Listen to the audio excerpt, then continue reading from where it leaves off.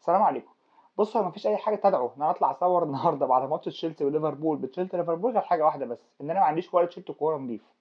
يعني كلهم في الغسيل. غير كده والله ما كنت هلبس التيشيرت ده اصلا، كنت ممكن اطلع اصور باي تيشيرت تاني. بس يعني خلينا نتكلم بصراحه عن الماتش نفسه وفوز تشيلسي على ليفربول اللي كان مستحق مليون في الميه. ومع انا عارف ان الكلام ده هيضايق ناس كتير، بس لا، الفوز كان مستحق. تشيلسي النهارده كان يستحق انه يكسب ليفربول بمنتهى الاريحيه اللي في الدنيا لسبب واحد بس، ان في فرق بين مدرب نازل عايز يكسب وفرق بين مدرب نازل هو يعني، يا جماعه لو اتعادلنا في ستانفورد بريدج قشطه الدنيا لطيفه يعني مش وحش. لا، هو ده اللي حصل النهارده. يعني ماريسكا النهارده الراجل بيلعب بالصف الثاني تقريبا بالفرقه، الفرقه فيها اصابات كتير جدا، الفرقه فيها غيابات كتير جدا، الفرقه اصلا مش بنفس قوه ليفربول ولا حتى في الانتدابات اللي عملوها. يعني في لعيبه نزلت النهارده اقسم بالله انا ما اعرف مين دول وايه اللي جابهم تشيلسي. في لعيبه نزلت انا ما اعرفش مين دول. الفرقه عندها نواقص كتير جدا، في حين انك بتلعب ليفربول بالابجريد اللي عمله بالفرقه اللي موجوده بايكيتيكي بايزاك بمحمد صلاح فاهم؟ يعني في فرقه معموله جديده كامله متكامله. معلش الا غياب واحد بس اللي هو اليسون. يعني غير اليسون النهارده معلش اي غيابات تانية خالص. في فرقه عندها فرقه تقريبا غايبه. بس تعالى بص على الاثنين المدربين كده وايه اللي حصل هنا وايه اللي حصل هنا. يعني تعالى بص كده، بص على ارن سلوت اللي بقاله 3 ماتشات ما كسبش، اللي كان بيكسب قبل كده في اخر الدقايق واحنا عمالين نقول شخصيه البطل شخصيه البطل والفرقه هتيجي، بس هو بس لسه اللعيبه ما اندمجتش، لسه ما انسجموش، اصل ايزاك لسه جاي وكان ما بيلعبش مع نيوكاسل، اصل مش عارف محمد صلاح مش عارف ماله، اصل صلاح الموسم ده بادئ مش احسن. كل ده هجص. الفرقه كانت بتكسب في اخر الدقايق وادائها وحش واحنا عارفين ان ادائها وحش بس عاملين نبرر وخلاص. حلو. في حين ان بقى لهم 3 ماتشات من ضمنهم ماتشين اللي انا فاكرهم كريستال بالاس وتشيلسي هم بيخسروا في اخر دقيقه. سبحان الله، يعني انقلب السحر على السحر زي ما بيقولوا يعني. فانت النهارده بتتكلم في فرقه هي مش نازله تكسب. هو بالنسبه له لو اتعادل في ستانفورد بريدج ده تفكير ارن سلوت. ليه ده تفكير ارن سلوت؟ تعالى بص يا باشا على التغييرات. التغييرات النهارده كانت سيئه جدا. يعني انت برضو جاي في الدقيقه 85 بتخرج ايزاك وبتنزل ايكيتيكي ليه؟ ده مش تفكير مدرب عايز يهاجم، مش تفكير مدرب عايز يكسب. طب اسيبك من الشعر بيت بقى. بص يا باشا، اخر ربع ساعه لقيته مطلع ماكاليستر ماشي تمام زي الفل، وراح منزل لي اندو. خير يا باشا؟ ما هو ده مش تفكير مدرب عايز يكسب، ما هو ده مش طريقه لعب مدرب عايز يكسب. انت كده مش عايز تكسب، انت كده بتامن يا معلم. في حين بقى تعالى بص على ماريسكا الناحيه التانيه. ماريسكا اخر ربع ساعه عمل 3 تغييرات غير بيهم ال3 مهاجمين الاساسيين اللي عنده. يعني غير خط الهجوم بالكامل ونزل 3 غيرهم، من ضمنهم استيفاو اللي جاب له الجون اللي في اخر الماتش. مش عارف استيفاو ده يعني طلع لي في البخت مره مع الاهلي قدام بالميراس، والنهارده هو قدام ليفربول. فيعني ده فرق مدرب. اهو مدرب عايز اكسب النهارده، لازم اكسب النهارده، ما عنديش اوبشن ان انا ما اكسبش النهارده. النقطه مش هتفيدني. في حين على فكره هو لو كان طلع متعادل 1-1 قدام ليفربول تمام وزي الفل وما كانش حد هيتكلم يعني. لكن هي الفضيحه الناحيه التانيه، انت بقالك 3 ماتشات ما كسبتش. خير؟ وارسنال ركب، يعني ارسنال خلاص ركب الدوري كده رسمي. ارسنال النهارده اول الدوري قبل التوقف اهو، في حين انت كنت المفروض تبقى انت اول الدوري قبل التوقف. ماتش كريستال بالاس نفس الكلام برضه، الفرقه واقعه، الفرقه مفيش فيها انسجام، الفرقه دفاعيا رايحه في 60 داهيه. دي بقى كارثه تانية خالص. يعني ليفربول على المستوى الدفاعي وحش جدا جدا. ثنائيه فان دايك وكوناتيه سيئه. اليسون شايل بلاوي، يعني اليسون شايل بلاوي بجد. اللي اتفرج على اخر ماتش الفرقه في دوري الابطال هيشوف اليسون لا شايل كتير. في حين النهارده انت عندك محمد صلاح برضو مش في حالته من اول الموسم. ازاك وايكيتيكي انت بقى بص، اوبشن بقى ان انت عندك 5 6 لعيبه في خط الهجوم مش عارف يعني تعمل التوليفه بتاعتهم. دي مشكلتك انت يا معلم كارني سلوت. يعني انت عندك محمد صلاح وعندك ايزاك وعندك ايكيتيكي وعندك اجبو، حلو الكلام، وعندك فيرتس وعندك جرافنبرج وعندك ماكاليستر موسى بوسلاي. 8 هم ال8 اللي قدام نص الملعب باللي قدام. مش عارف تعمل التوليفه. يعني ايكيتيكي كانت الدنيا ماشيه معاه زي الفل والراجل كان ماشي تمام وزي الفل، هوب جاله ازاك كده سلام عليكم انا هلعب اساسي. هل ده يقلل من قيمه ايزاك او ايكيتيكي؟ لا، بس لازم تعمل توليفه تستوعب اللعيبه دي. فيرتس انت برضو جايبه مش بتلعبه في مكانه، يعني انت فيرتس جايبه من باير ليفركوزن، هو ما بيلعبش هنا، هو بيلعب مكان جاكبو. وجاكبو متالق من اول الموسم، فانت برضه مش عارف تقعد الراجل. محمد صلاح نفس الكلام، يعني مستواه اخر كام ماتش مش احسن حاجه. فانت عندك تخمه قدام، في حين ان انت ورا الدنيا عندك رايحه في 60 داهيه. يعني ورا الدنيا وحشه. اليسون اللي كان شايل دفاع ليفربول، ولما اليسون غاب النهارده اديك شايف الدنيا عامله ازاي. فهزيمه مستحقه لليفربول، ومبروك مليون مبروك لتشيلسي وجماهيره بصراحه يعني. تشيلسي النهارده قدم مباراه ممتازه، بلعيبه اقل كتير من لعيبه ليفربول، بلعيبه ممكن نقول عليها ان هي الصف الثاني في تشيلسي. والمباراه دي تشيلسي محتاج يبني عليها. يعني المباراه دي تشيلسي لو بنى عليها، لو ادى المباراه الكبيره كلها، المباراه اللي جايه بنفس الدافع وبنفس الحماس وبنفس الرغبه في الفوز، تشيلسي هيبقى يعني ممكن اقول لك ان هو مثلا في التوب 3. مفيش مشكله خالص. ليفربول النهارده كان سيء جدا، والليفربول يعني مش عارف هل ارن سلوت يعني اعتقد ان هو محتاج التوقف في الدوري ده عشان يقعد يفكر بقى، يشوف هنعمل ايه في العبط اللي احنا فيه ده. لان الفرقه كده بتنهار. الفرقه بقى لها 3 ماتشات ما كسبتش. قبل ما نسيب اوروبا تعال نتكلم على فوز ريال مدريد النهارده على فيا ريال. وانا بصراحه كنت شايف يعني انا متوقعها من قبل الماتش لسبب واحد بس. تعالى بص الفرقتين عملوا ايه في اخر ماتش ليهم اللي كان من كام يوم في دوري ابطال اوروبا. فيا ريال طلع من عركه، يعني علقه قدام يوفنتوس، وعمل قدام يوفنتوس مباراه جميله جدا، بس المباراه كانت مرهقه جدا للفرقتين حتى على المستوى البدني. في حين ريال مدريد راح كسب فرقه ما اعرفش اسمها ايه كده 6 7 ولا مش عارف كسبهم كام يعني. كان برده كان بيلعب ماتش ودي يعني. حلو.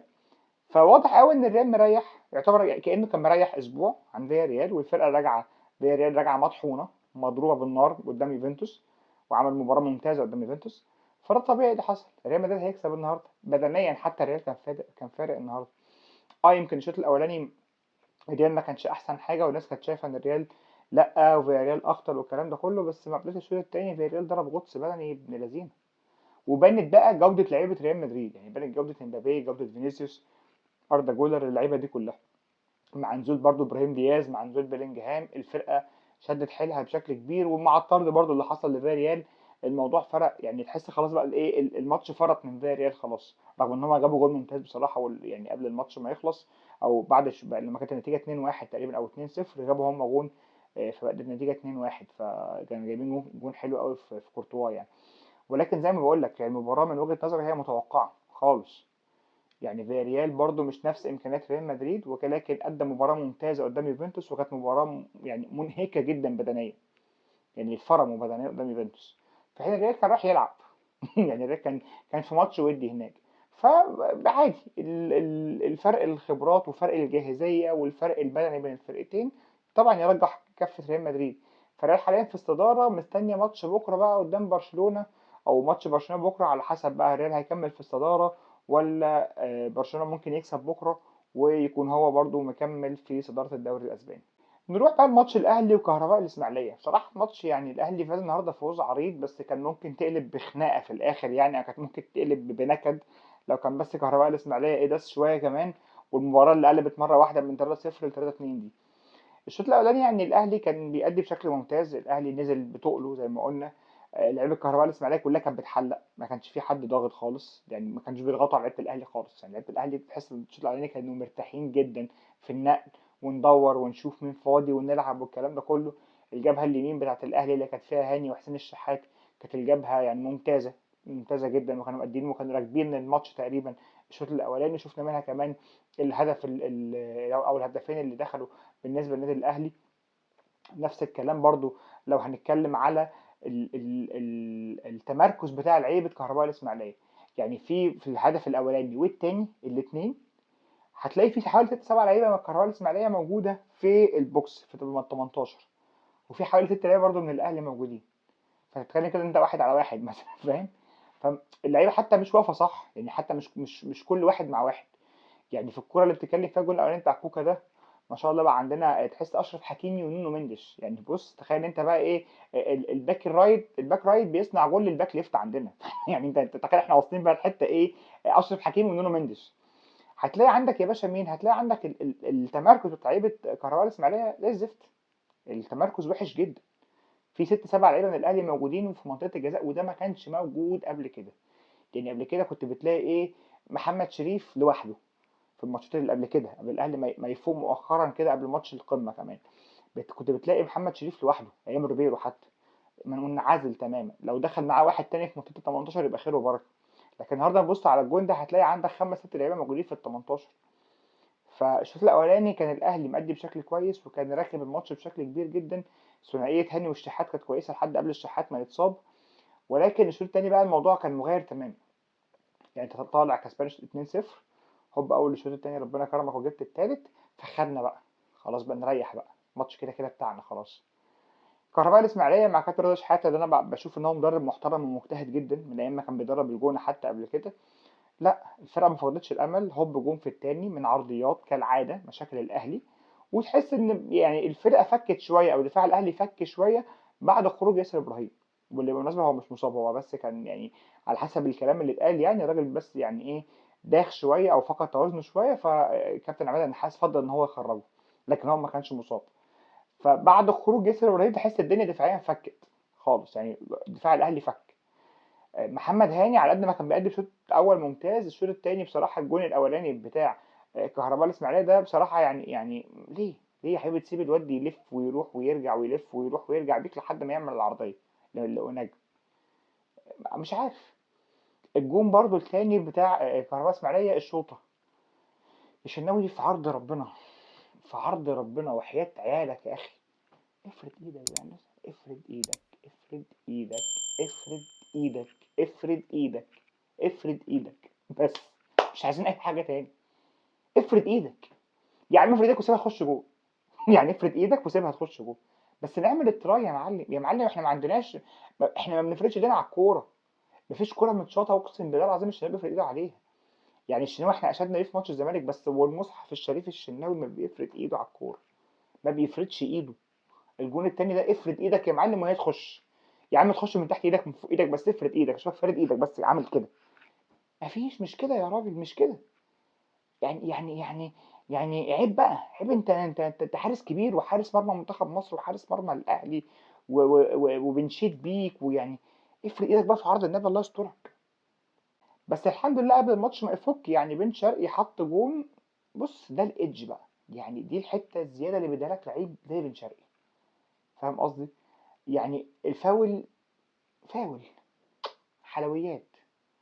الفاول حلو قوي، محطوط في حته حلوه قوي. وده الايدج اللي يدولك لعيب زي بن شرقي، لعيب رايق. بن شرقي بقاله فتره بيلعب على الواقف، ما عنديش مشكله انه يلعب على الواقف. يعني مش تريزيجيه اللي هو نقعد نحرق ونجري ونفرق، لا بن شرقي مش كده. مش تريزيجيه. يعني بن شرقي مش بيقعد يجري في كل حته في الملعب ويحرق ويفرق، لا لا لا لا لا. بس تريزيجيه عنده يعني بن شرقي عنده ثلاث اربع كور يوصلني بيهم على مرمى الخصم بهجمات يعني مركزه. وده اللي انا عايزه، دي الايدج. الفاول بتاع النهارده ده الايدج يا باشا، الحته الزياده، الحته اللي اداها لي لعيب بروفيشنال، لعيب مدفوع فيه فلوس، لعيب محترف زي بن شرقي يجيب لي جون زي ده. فالاهلي النهارده بمكسبه ده بقى اول الدوري، خلينا نقول تالت الدوري يا سيدي بعيدا عن فرق الاهداف. هو والمصري والزمالك بنفس عدد النقاط ونفس عدد الاهداف، سوري عدد النقاط، وبنفس عدد المباريات. لكن فرق الاهداف طبعا لصالح المصري والزمالك، والاهلي حاليا في المركز الثالث في الدوري.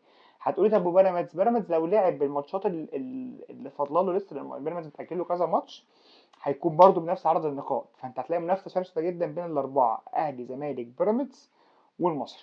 واخيرا بقى ماتش الزمالك وغزل المحله، هنتكلم في عجاله سريعه جدا بس كده عن ملاحظه بسيطه. انا مش هتكلم معاك فنيا عن الماتش، لان طبعا كابتن علاء عبد العال مفيش فنيات بتتلعب في الملعب وهو موجود. يعني الراجل ما شاء الله بيقفل الملعب تقفيله ما يعلم بها الا ربنا. يعني تحس ان هو يعني ايه، يا جماعه احنا مش هينفع نخسر، ما بنخسرش. فكابتن علاء عبد العال ما عندوش مفيش فنيات في الماتش. وان كان والله بصراحه الجون اللي هم جابوه كان حلو، يعني كانت هجمه مرتده حلوه وكل حاجه وتحول جميل، بس فنيات فقيره جدا. بس اللي تاخد بالك منه ان الزمالك فقد 12 نقطه من اول الدوري لحد دلوقتي. دي اول حاجه. تاني حاجه الزمالك في ماتش وادي دجله كان متقدم واتغلب. في ماتش الجونه كان متقدم في الشوط الاولاني واتعادل في الشوط الثاني. في ماتش الاهلي كان متقدم واتغلب في الشوط الثاني. وماتش المحله النهارده كان متقدم برضه واتغلب في الشوط الثاني. فده يبين لنا ان الشوط التاني ده ان هو شوط المدربين. وبصراحه ان شاء الله يعني المدرب اللي واقف على الخط بتاع الزمالك في الشوط التاني هو واقف زي بيتفرج زيه زيك بالظبط، ما بيعملش اي حاجه زياده يعني. فشوط المدربين ده مش موجود في الزمالك. فخلينا نقول برضو بصراحة إن اللعيبة، مش هقول لك اللعيبة معذورة، ولكن اللعيبة ما خدش مستحقات يا معلم. المدرب نفسه اللي أنت عمال تفشخه على الفيسبوك ده، وعمال تتكلم ومدرب فاشل ويمشي، الراجل ده ما خدش مستحقاته، اللعيبة ما خدتش مستحقاتها، مستني منهم إيه؟ هلعب ليه وأعرق ليه وأفرهد نفسي ليه وأفكر ليه وأمشي إيه يا عم كل ده ليه؟ ماكش تولع، أنا باخد فلوس أصلا. فلا، الزمالك في مشكله كبيره، والزمالك احنا توقعنا حتى ان بعد خسارته قدام الاهلي في ماتش القمه ان هو الفرق الماتشات الجايه هيبدا ينهار يعني. ده حظه الحلو كمان ان في توقف دولي، ولكن لا، المدرب اللي على الخط ده واقف بيتفرج زي زينا والله العظيم يا جماعه. اصل هي يعني احنا كنا بنسمع زمان واحنا صغيرين ايه؟ الشوط التاني شوط المدربين، الشوط الاولاني شوط اللعيبه، الشوط التاني شوط المدربين. لما في اربع خمس ماتشات اخسرهم كلهم في الشوط التاني، يبقى انا كده قاعد بطيخه، انا كده قاعد بتفرج زي زيك. ف وعلى فكره عايز اقول لك على حاجه، جون ادوارد مش هيمشي فيريرا، هو راجل مقتنع بيه. وبعدين مفيش مدير فني تاني هيجي لك من غير فلوس. فانت لا مؤاخذه في اللفظ كده، انت لابس فيريرا ده شويه، الى ان بقى يشاء الله ويبقى معاك فلوس كده وايه، وتبدا تفك شويه على اللعيبه وعلى المدرب. غير كده انت في ازمه ماليه مؤثره على الحاله الفنيه والاداريه للعيبه. ده كان ملخص النهارده. لو اول مره تتفرج عليا، خش اعمل لايك وشير وسبسكرايب، ولو عجبك الكلام يا باشا خش اديني الكومنت المتين، وتصبحوا على خير، وسلام عليكم.